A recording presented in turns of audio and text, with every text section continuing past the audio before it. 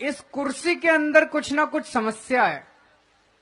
जो इस कुर्सी के ऊपर बैठता है वही गड़बड़ हो जाता है। तो कहीं ऐसा तो नहीं कि इस आंदोलन से जब विकल्प निकलेगा और वो लोग जब कुर्सी पे जाके बैठेंगे, कहीं वो ना भ्रष्ट हो जाएं, कहीं वो ना गड़बड़ करने लगें। ये एक भारी चिंता है हम लोगों के मन में।